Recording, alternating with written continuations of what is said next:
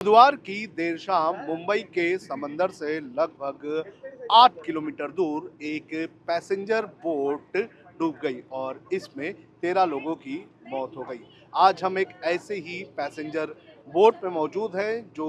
मुंबई के gateway of India से Elephanta caves की ओर जाती है। कल देर शाम लगभग 3 बजे के आसपास एक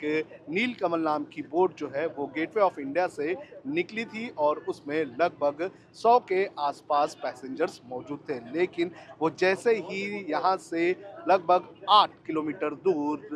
करंज उरन के आसपास पहुंची तो वहीं पर एक नेवी की स्पीड बोट जो थी वो उससे आकर टकरा गई और उससे टकराने के बाद वो जो बोट है नीलकमल वो डूब गई और इस हादसे में लगभग 100 लोग डूब गए थे, जिसमें से 13 लोगों की जान चली गई। एक नेवी ऑफिसर की मौत हुई है और जो 2 लोग थे वो लोग थे उस स्पीड बोट पर जो मैकेनिक का काम करने वाले, जो मोटर लगाया गया था उस मोटर की देखरेख करने वाले थे और 10 जो है वो पैसेंजर्स थे। अब इस बोट में मैं आपको दिखा दूं कि इस बोट में भी लगभग 60 के आसपास पैसेंजर्स मौजूद हैं, लेकिन सभी को आप देख लीजिए कि सभी को जो है लाइफ जैकेट्स जो है पहनाई गई है। कल जो हादसा हुआ है उस हादसे में ये बात सामने आई है कि हादसे के वक्त कई लोगों ने जो लाइफ जैकेट थी वो नहीं पहनी थी और उसकी वजह से ये उन लोगों की जान चली गई, वो डूब गए। गनीमत रही कि लगभग 80 से ज़्यादा लोगों को समय रहते बचा लिया गया। आप देख लीजिए ये वो मुंबई के समंदर का इलाका है जहां पर आगे ही कुछ किलोमीटर दूरी पर ये हादसा हुआ। आप देख सकते हैं कि ये जो रूट है, ये रूट जो है ये रूट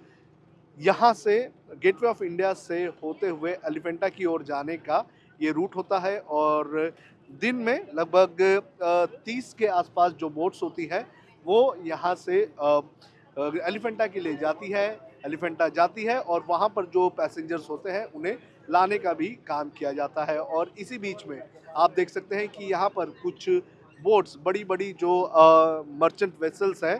वो यहाँ पर हमें देखने मिलती है। तो ये सारी चीज़ें जो है ये बोट जो है ये यहाँ पर आती जाती रहती है और ट्रैफिक के लिहाजे से अगर देखा जाए तो ट्रैफिक के लिहाजे से ये बोट जो है ये इलाका जो है ये काफ़ी ज़्यादा कंजस्टेड भी रहता है। एक तो यहाँ पर जो बड़ी-बड़ी जो मर्चेंट वेसल्स है जो मुंबई की ओर आती है वो यहाँ पर हमें देखने मिलती है। इसके अलावा जो नेवी का जो यहाँ पर आप देख सकते हैं यहाँ पे नेवी के स्टेशंस भी है। यहाँ पर जो आप देख सकते हैं कि यहाँ पर नेवी का स्टेशन है जहाँ पर भारतीय नौसेना की जो युद्धपोत है वो यहाँ पर है। इसके आगे जो मझगांव डॉक का एरिया है जहाँ पर भारतीय नौसेना की जो सबमरीन्स है वो बनाई जाती है और यहीं पर जो नेवी होती है वो ट्रेनिंग का काम भी करती है और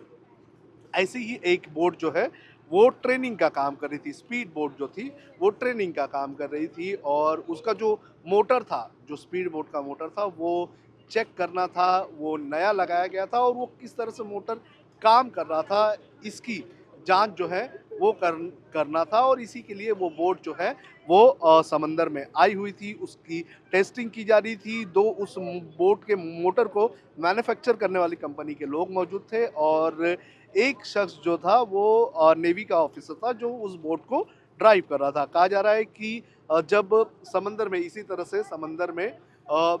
उस बोट की टेस्टिंग की जा रही थी, उस मोटर की जो स्पीड है उसकी टेस्टिंग की जा रही थी, तो उसी वक्त पहले तो सबने देखा कि किस तरह से उस बोट ने राउंड मारे और राउंड मारने के बाद वो बोट जो है वो घूमती हुई इसी तरह से जहाँ पर हम खड़े हुए हैं इसी तरह से उस बोट के करीब आ जाती है और फिर इस आगे का जो इलाका होता है उसे वो ज़ोर से डैश कर देती है और उसके बाद वो जो नीलकमल बोट थी उसके अंदर जो है पानी भरना शुरू हो जाता है और पानी भरना शुरू होने के बाद जो पैसेंजर्स हैं वो पैनिक कर देते हैं और पैनिक करने के बाद जो है ये बोट धीरे धीरे डूबने लगती है और गनीमत ये रही कि जो आसपास जो इस तरह की बोट्स यहाँ पर हमें देखने मिल रही है, ऐसी कुछ बोट्स भी आसपास मौजूद थी और उन्हें जैसे ही इसकी जानकारी मिली कि कोई बोट डूब रही है तो वो लोग वहाँ पर पहुँच गए और वहाँ पहुँचकर इन लोगों ने लोगों को निकालने का, बचाने का काम जो है वो शुरू किया। इसके बाद नेवी को भी इसकी जानकारी दी गई तो नेवी की जो रेस्क्यू टीम है और कोस्ट गार्ड की रेस्क्यू टीम है, मरीन पुलिस की रेस्क्यू टीम है, वो यहाँ पर पहुँच गई और रेस्क्यू ऑपरेशन को शुरू किया गया। लगभग 7:30 बजे के आसपास जो रेस्क्यू ऑपरेशन था वो ख़त्म हुआ और इस रेस्क्यू ऑपरेशन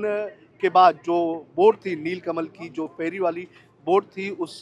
बोट को भी डॉक पर लाया गया और जो लोग यहाँ पर जो बोट में थे उन्हें रेस्क्यू करने के बाद उन्हें अस्पताल में भर्ती करवाया गया। लेकिन बाद में भी कुछ लोग मिसिंग है ऐसी जानकारी नौसेना को मिली थी, तो नौसेना जो है उस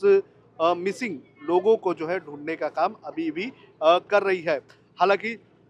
उस तरह से अभी वो रेस्क्यू ऑपरेशन नहीं चल रहा है क्योंकि अधिकतर लोगों को जो है वहाँ से निकाल लिया गया है और अधिकतर लोगों को बचा लिया गया है। 13 लोगों की मौत हुई है जिसमें से 10 पैसेंजर्स थे और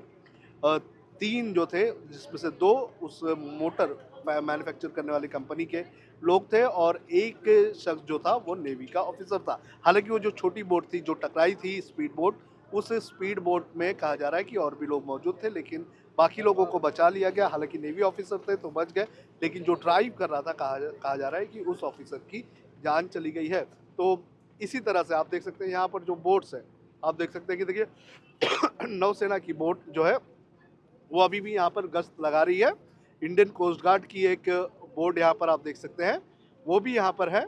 और लगातार ये जो सर्च ऑपरेशन है वो सर्च ऑपरेशन चल रहा है। ये कोस्ट गार्ड की वो बोट है जो सर्च ऑपरेशन में लगी हुई है। नौसेना की जो छोटी बोट है, जो पेट्रोलिंग बोट है, वो वहाँ पर हमें देखने मिल रही है। ये दोनों बोट जो है वो लगातार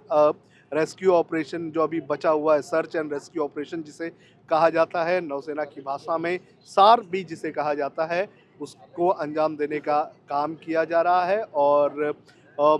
जो कोस्ट गार्ड की शिप है वो यहाँ पर मौजूद है। मैं मेरे कैमरामैन से दिखाने के लिए कहूँगा कि ये कोस्ट गार्ड की शिप जो है रेस्क्यू ऑपरेशन में लगी हुई है और रेस्क्यू ऑपरेशन लगातार अभी भी चल रहा है। हालांकि लोगों को रेस्क्यू तो कर लिया गया लेकिन किसी की भी पॉसिबिलिटी हो तो उसे भी ढूंढने का काम किया जा रहा है। आप देख सकते हैं यहाँ पर जो वेसल्स लगे हुए, बड़े बड़े जो मर्चेंट वेसल्स जो लगे हुए हैं, ये मुंबई की ओर आते हैं और मुंबई से जाते हैं। तो ये अगर रास्ते की बात करें तो ये रास्ता एक इंटरनेशनल ट्रैफिक के लिए भी काफ़ी ज़्यादा इम्पॉर्टेंट है क्योंकि बड़े बड़े वेसल्स जो है वो जो सामान है वो लेकर यहाँ पर आते हैं और यहीं से वो जाते हैं। तो रूट काफ़ी बिजी होता है और ऐसे में इस रूट के बीच में कोई अ, अचानक से कुछ बोट जो है स्पीड बोट आ जाती है तो इस तरह की घटना हो जाती है। लेकिन मुंबई के समंदर की अगर बात करता हूँ, इस फेरी बोट वाले मामले की अगर बात करूँ तो ये 40 साल बाद कोई ऐसी घटना हुई है। हालांकि ऐसी घटना बहुत कम यहाँ पर होती है लेकिन कल जो जिस तरह से हादसा हुआ, ये हादसा जो है वो कहीं ना कहीं जो नौसेना की जो बोट थी उसकी गलती दिखाई दे रही है। और इसके बाद से ही आप देख सकते हैं कि सभी जो पैसेंजर्स मौजूद हैं वो लगातार जो लाइफ जैकेट्स हैं वो पहन के यहाँ पर है क्योंकि सेफ्टी काफ़ी ज़्यादा ज़रूरी है। हमने भी लाइफ जैकेट पहना हुआ है और इसी तरह से इस इलाके में ये हादसा कल हुआ था और इस हादसे के बाद अब नेवी, कोस्ट गार्ड, जो बाकी के जो लोग हैं, जो मरीन पुलिस है, महाराष्ट्र पुलिस है, मुंबई पुलिस है, वो सभी इन सारी चीज़ों को लेकर काफ़ी ज़्यादा अलर्ट है और जो ट्रैफिक है उस ट्रैफिक पर भी पूरी तरह से नज़र बनाए हुए रखी गई है कि ट्रैफिक के बीच में कोई भी अनहोनी घटना ना हो, कोई भी स्पीड बोट जो है वो यहाँ पर आकर जहाँ से ये डेली जो बस अ, जो ये बोट्स फेरी बोट्स जाती हैं उनके बीच में, उनके रूट के बीच में ना आए। तो फिलहाल जो सेफ्टी के जो भी एहतियातन कदम है वो उठाए जा रहे हैं लेकिन कल जिस तरह से ये हादसा हुआ, इस हादसे के बाद अब देखना है ज़रूरी है कि आगे किस तरह से जांच में सारी चीज़ें निकल कर आती हैं। वीडियो जर्नलिस्ट हर्ष के साथ सोनू कनौजिया, लोकमत हिंदी, मुंबई।